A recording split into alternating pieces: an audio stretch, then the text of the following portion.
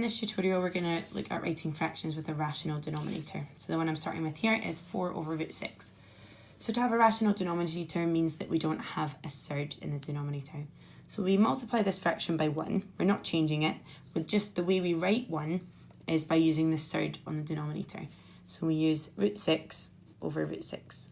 So that would simplify to 1, which means we're multiplying it by 1, not changing it, but it will change the form a little bit. So 4 times root 6 on the numerator just becomes 4 root 6.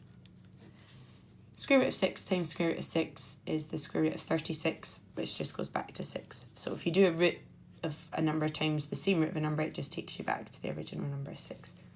You can then simplify that because 4 and 6 simplify to 2 root 6 over 3. Just divided that 4 and the 6 both by 2. That's you. We've written that fraction out with a rational denominator. Right, let's look at another example. This one I'm going to use 5 over root 2.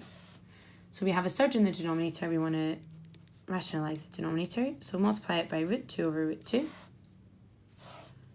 equals 5 times root 2 on the numerator, root 2 times root 2 on the denominator, which takes you back to 2 because it's the square root of 4. Takes you back to that, and that can't simplify, so that's you with a rational denominator. Right. Next one is just a tiny bit different. We've got 4 over 5 root 3. So it isn't very different. It's exactly the same process. It's just that we've got a number attached to this root here, but we don't need to worry about that. The only thing we need to multiply it by is the surd in the bottom over the surd. So root 3 over root 3. So for the numerator, 4 times root 3, we've got 4 root 3 over 5 times root 3 times root 3. So root 3 times root 3 gets you back to 3. So, oops, I've written plus 5 times 3 on that denominator, which becomes 4 root 3 over 15. And we can simplify that. So that's you with a rational denominator. I'm going to look at a slightly different one now. I've got root 13 over root 5.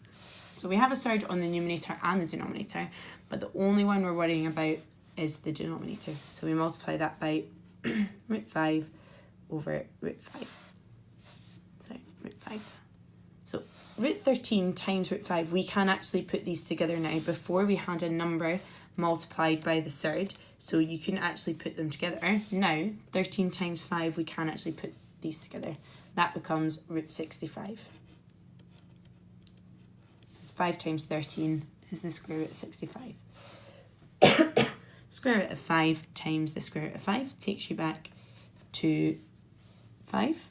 And so we have square root of 65 over 5.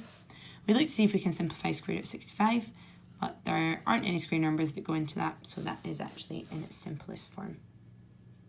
I'm just going to do a couple more just to give you extra practice, but if you're feeling ready, you can go and do some of these on your own.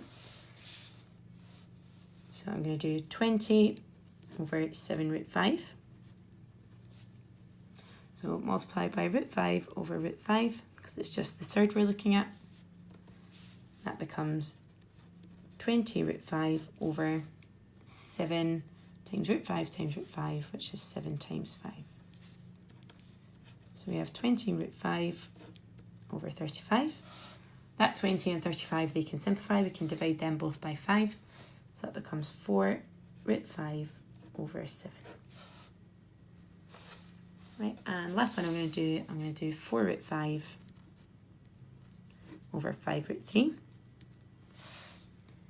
So again, all we're looking at is the surd on the denominator because that's the one we don't want to have there. So we multiply that by root 3